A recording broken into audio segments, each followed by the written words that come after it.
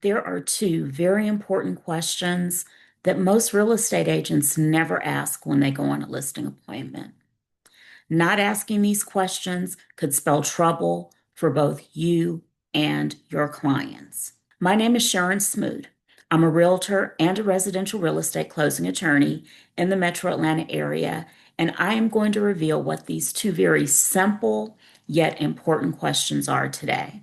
I want to make sure that you and your clients are protected. So, the first question is whether the property is the subject of any litigation. By litigation, I mean lawsuit. If a lawsuit has been filed involving the property, that is something that you need to know. Now, what type of lawsuits might I be talking about? The most common is a divorce, but there are other lawsuits that could involve the property, such as a boundary line dispute or a quiet title action, which involves a dispute over ownership of the property. So, why does it matter? Well, if the plaintiff or the plaintiff's attorney in the lawsuit has filed a lis pendens, that basically creates a cloud on title. I shouldn't even say basically, it creates a cloud on title. It's not a lien, but it is a cloud on title. And what the lis pendens does is put the world on notice that the property is the subject of a lawsuit. And that means that it's going to be very difficult for your seller to actually sell the property. Is it impossible? No. If there's a cash deal, the property can be sold, but it's being sold subject to the outcome of the lawsuit. And I think that 99.9% of buyers are not going to be okay with that. They're not going to want to move forward with the sale. The other thing is that the purchase and sale agreement typically has a clause in it that says that the seller is required to deliver good and marketable title. If there is a cloud on title, the seller can't deliver good and marketable title. So, in order to effectuate the sale and get title insurance, this lis pendens is going to have to be dealt with. So, how would the lis pendens be dealt with?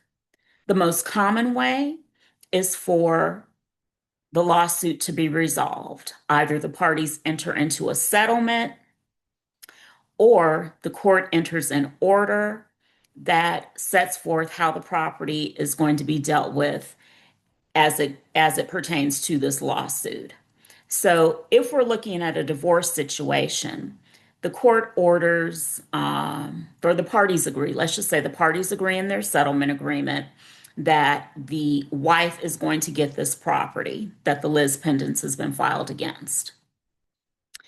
The judge is going to enter an order that incorporates the terms of the settlement agreement that the parties entered into.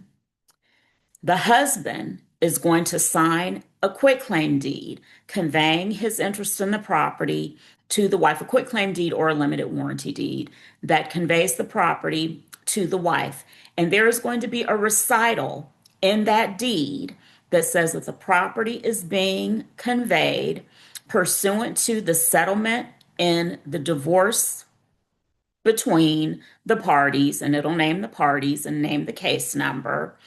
And it'll make reference to the lis pendens that was filed against the property. It's going to reference the deed book and page number that where the lis pendens is found in the real estate records of the county where the property is located. So everyone knows that this property was conveyed as a part of the settlement of the divorce. Simple enough, right? So I hope you can see why it's important to find out whether the property is the subject of any litigation.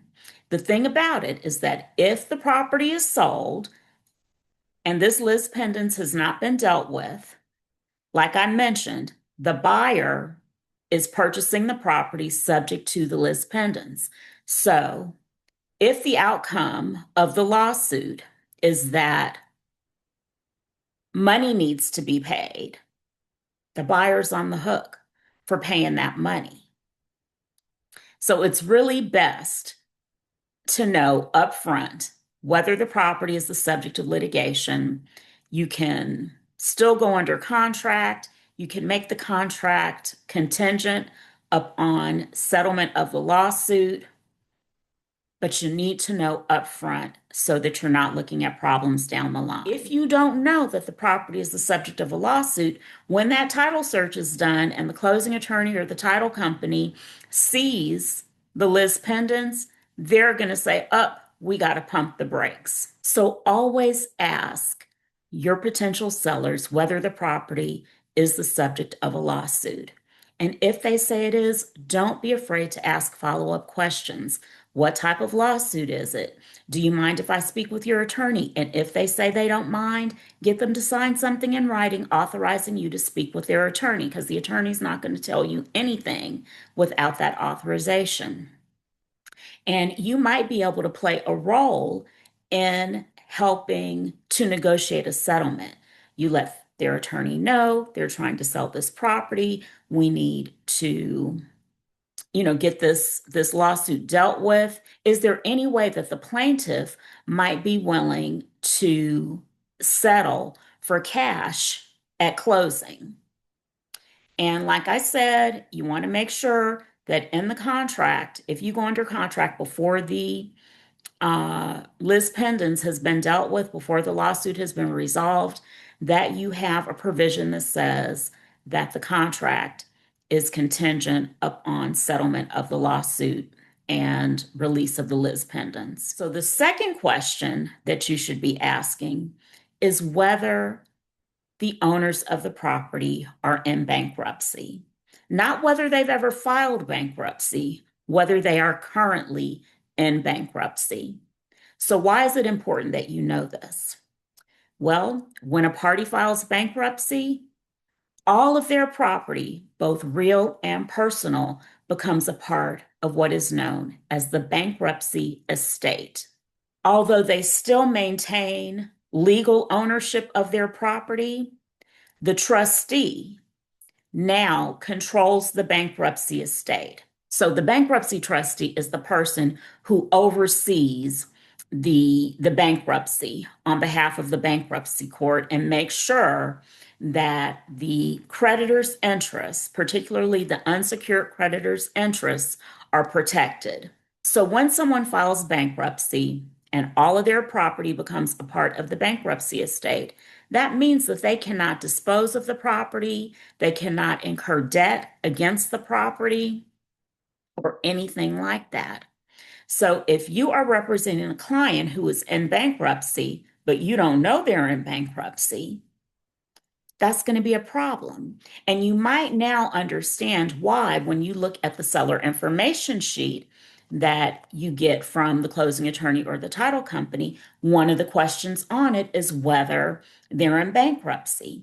But wouldn't you rather know that up front when you're listing the property than by the time you get to the point of having a title search run, you're under contract already?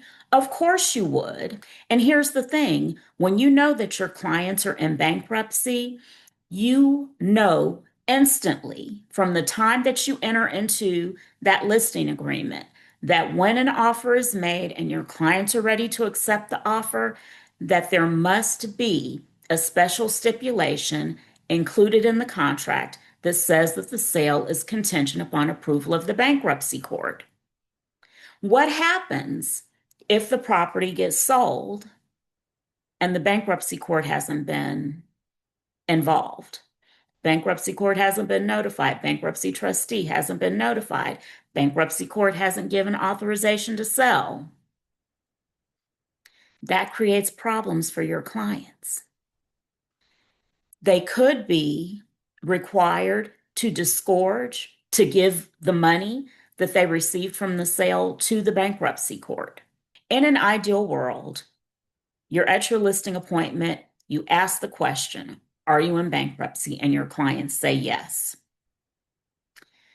You're going to know instantly that you need to include a provision in your listing agreement that says that your clients are currently in a bankruptcy.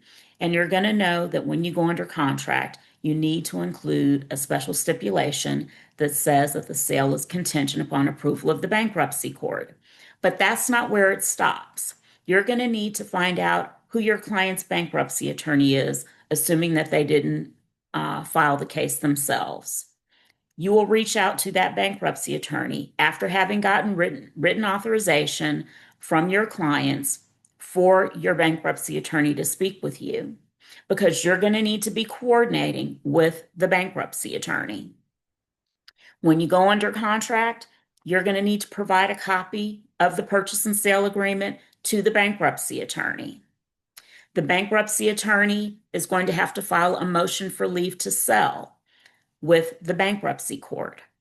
You're going to need to make sure when you negotiated that contract that you set the closing date far enough out in the future for all of that stuff to happen. I'm going to say at least 45 days, maybe 60 days, but that's a question that you should be asking the closing attorney. Once we go under contract, how long do you think it'll take before you can get an order from the court authorizing the sale? So once you know all that and you've provided the contract to the bankruptcy attorney, they file the motion for leave to sell. The trustee has an opportunity to look at it, to ascertain whether the property is being sold for fair market value. And we all know that that can be a very subjective term, but he's going to be looking at whether it's an arm's length transaction. He or she, I should say, will be looking at the contract to determine whether it's an arm's length transaction, whether there are any excessive seller concessions, whether the real estate commission is unreasonable. If this is a $300,000 sale and the real estate commission is 10%, the trustee is probably going to put up an objection to that. They're looking for everything to be reasonable. They're not trying to shortchange the realtors involved. They just want to make sure that everything is above board. So once the court approves the sale, assuming that they do, and there could be a situation where they don't, if they determine that the sale is going to be to the detriment of the unsecured creditors, they may not approve it. But assuming that the bankruptcy court approves the sale, then an order is going to be issued. Once that order is issued, you need to get a copy of it from the bankruptcy attorney and transmit that to the closing attorney or the title company. Now, a good rule of thumb is to put the closing attorney's office in contact with the bankruptcy attorney so that they can communicate with each other. So let's talk about what's in the order. The order is going to set forth, number one, that the sale has been approved by the court or not. We're going on the assumption that the sale is going to be approved. So, number one, the sale has been approved. Number two, how much of the net proceeds must be distributed to the bankruptcy trustee. That is very, very important. It could be that all of the proceeds have to go to the bankruptcy trustee. It could be that just a portion have to go to the bankruptcy trustee. So what is the bankruptcy trustee going to do with those proceeds?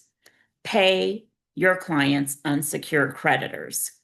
So you see the connection, why you need to know upfront whether your clients are in bankruptcy, because it has a direct impact on their unsecured creditors. And years ago, back in the dark ages, I had a situation where no one disclosed that there was a bankruptcy. And this was long before it was pretty standard practice for attorneys to have seller and buyer information sheets. And the bankruptcy trustee called me wanting to know how come I didn't send him the proceeds. And it's like, well, I didn't know there was a bankruptcy. And he and I went back and forth because in some respects, he didn't know what he was talking about. He's like, well, all you had to do was check the bankruptcy records. And I was like, well, excuse me, sir, but the title standards don't require that I check the bankruptcy records. And they don't. The title standards in Georgia do not require that as a part of your standard title search that the bankruptcy records be checked. If you're in another state, your title standards may require that the bankruptcy records be checked. But in Georgia, that is not a requirement of a title search. So the real estate agents didn't ask, I didn't ask, and there weren't a whole lot of proceeds. If I'm remembering correctly, it might have been about $3,500. But the bankruptcy trustee was pissed, and understandably so. And I don't know what penalty those sellers paid for getting that money. I don't know what happened. All I know is that no one knew from these sellers that they were in bankruptcy, and I ended up getting a call. So just be sure to ask your clients whether the property that they're trying to sell is the subject of any litigation and whether or not they are in bankruptcy. And if they answer that there's litigation involving the property or that they're in bankruptcy, you now know how to move.